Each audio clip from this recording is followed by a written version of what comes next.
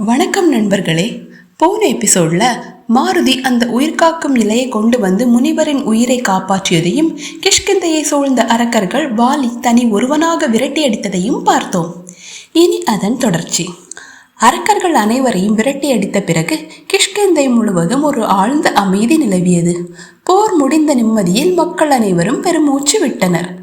ஆனால் அந்த அமைதிக்குள் கூட வாலி, சுக்ரீவன், கேசரி மூவரின் மனதிலும் பல எண்ணங்கள் ஓடிக்கொண்டே இருந்தன. கடந்த நிகழ்வுகளை நினைத்தபடியே மனம் தெளிந்து வாலி சிவபெருமானிடம் சென்று நன்றி செலுத்துகிறார். அப்போது அங்கு வந்த அவருடைய நண்பன், நண்பா நண்பா, நீ செய்த செயல்கள் பிரமாதம் என்று உன்னை நினைத்து எனக்கு மட்டுமல்ல முழு கிஷ்கிந்தையே பெருமை கொள்கிறது.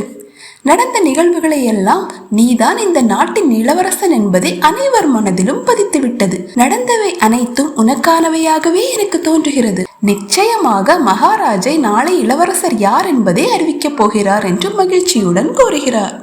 அதை கேட்ட வாலி மனம் நிறைந்து, தென்னாட்டுடைய சிவனே போற்றி, எந்நாட்டவர்க்கும் இறைவா போற்றி.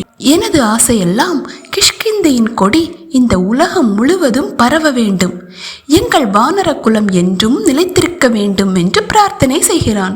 இதற்கிடையில் சுக்ரீவன் அடிப்பட்ட இடத்தில் ரோமா மருந்து வைத்துக் கொண்டிருக்கிறாள். நாட்டில் நடந்த சம்பவங்களை பற்றி பேசிக் கொண்டிருக்கும் போது சுக்ரீவன் கூறுகிறார், அண்ணன் வாலிதான் இதற்கெல்லாம் காரணம். அதற்கு ரோமா, என் தந்தைக்கு நமது விஷயம் தெரியும், நீங்களே அடுத்த இளவரசன் என்று அவர் உறுதியாக நம்புகிறார் என்று சொல்கிறாள். அதற்கு சுக்ரீவன் அமைதியாக, இல்லை, அதில் எனக்கு எந்த விருப்பமும் இல்லை. இன்று நாம் நிம்மதியாக இருப்பதற்கு காரணமே அண்ணன் வாலிதான். அண்ணன் தான் இளவரசன் ஆவது முறையானது. நான் அவரை விட சிறியவன்.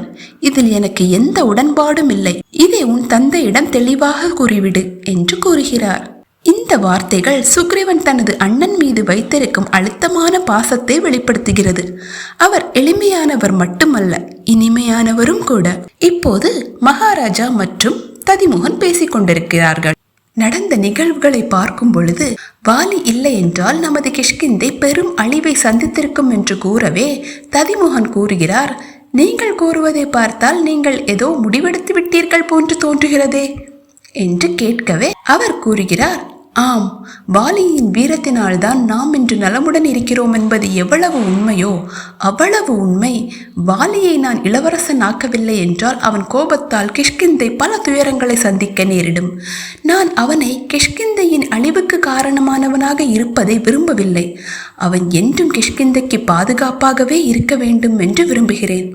ஆகையால் வாலியை நான் அடுத்த இளவரசனாக அறிவிக்கப் போகிறேன் என்று கூறிவிட்டு செல்கையில் ததிமுகன் அங்கு வந்து, இப்படி சொல்வதற்காக என்னை மன்னித்து விடுங்கள். நீங்கள் கூறுவதை பார்த்தால் உங்களுக்கு வாலி மீது பயம் இருப்பது போல் அல்லவா தோன்றுகிறது என்று கேட்கிறான்.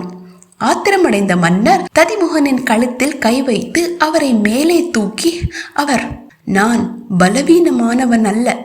இந்த வார்த்தையை வேறு யாரும் கேட்டிருந்தால் இங்கு நடப்பதே வேறு என்று கோபமாக கூறிவிட்டு அங்கிருந்து சென்று விடுகிறார். ததிமுகன் மன்னரை வன்மத்துடன் பார்த்து கொண்டிருக்கிறான்.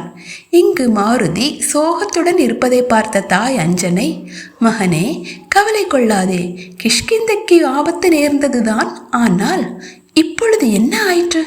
இப்பொழுது அனைத்தும் சரியாகிவிட்டதல்லவா? இது காலாகாலமாக நடப்பதுதான். இதற்கு நீ பொறுப்பேற்க முடியாது. இந்த அரக்கர்கள் நம்மை தாக்குவதும் அதிலிருந்து நம்மை நாமே காப்பாற்றிக் கொள்வதும் என்றும் நடந்து கொண்டிருக்கும் நிகழ்வுதான். அதை மாற்ற முடியாது. அதற்கு அதை நினைத்து நீ உனது மகிழ்ச்சியான நாட்களை வீணடிக்காதே என்று ஆறுதல் படுத்துகிறார். சற்று மனம் மாறிய மாருதி, ஆமாம், நான் எனது இறைவனை தேடும் பணியில்தான் ஈடுபட வேண்டும் என்று கூறுகிறார். அப்பொழுது அங்கு வந்த மன்னர் கேசரி, நடந்த நிகழ்வுகள் அனைத்திற்கும் நீ காரணம் அல்ல மகனே. ஆனால் இனி நடக்கப் போவதற்கு நீ காரணமாகி விடாதே. உனது ஆராதனைக்குரியவர் நிச்சயம் ஒரு மனிதனாக இருக்க முடியாது. என்னை கேட்டால் அது ஆராதனைக்குரியவர் நமது இளவரசர் வாலிதான் என்று கூறுகையில் அஞ்சனை கோவப்பட்டு, அந்த ஆணவக்காரனை ஆராதனைக்குரியவன் என்று கூறுகிறீர்களா? அதுவும் அவனை நம் மகன் மாருதி வணங்க வேண்டும் என்று கூறுகிறீர்களா என்று கேட்கவே கேசரி கூறுகிறார், உனக்கு எதுவும் தெரியாது அஞ்சனை. நான் அருகில் இருந்து பார்த்தவன். மாருதிக்கு ஆபத்து நேர்ந்த ஒவ்வொரு நொடியும் வாலிதான் அவனை காப்பாற்றியுள்ளார். வாலியால் தான் அங்கு உள்ளவர்கள் மாருதி அந்த அரக்கர்களிடம் ஒப்படைக்கும் எண்ணம் இல்லாதவர்களாக இருந்தார்கள். அது மட்டுமல்லாமல் அவர் மொத்த சபையையும் எதிர்த்து நமது மகனுக்காக பேசியுள்ளார். இன்று அவர் இல்லை என்றால் இந்த கிஷ்கிந்தை மக்கள் பெரும் அழிவை சந்திக்க நேரிட்டிருக்கும் என்று கூறுகிறார். இவை அனைத்தையும் பார்த்து கொண்டிருக்கும் சனி பகவான், எனது பார்வையின் தாக்கம் அந்த எம்பெருமானின் அம்சத்தை ஒன்றும் செய்யாது, ஆனால் அவனை சுற்றி இருக்கும் அனைவரும் அந்த தாக்கத்திற்கு உள்ளாகி நடந்து கொள்ளும் விதத்தை யாராலும் மாற்றவும் முடியாது.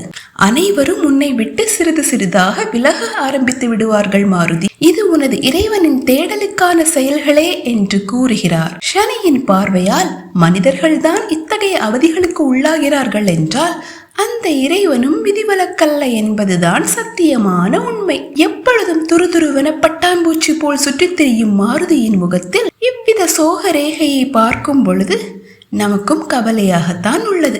இதன் அடுத்த பகுதி எவ்வாறு இருக்கும் என்பதை பொறுத்திருந்து பார்ப்போம். இந்த எபிசோட் பிடிச்சிருந்தா லைக் பண்ணுங்க, ஷேர் பண்ணுங்க, கமெண்ட் பண்ணுங்க, மறக்காம சப்ஸ்கிரைப் பண்ணுங்க.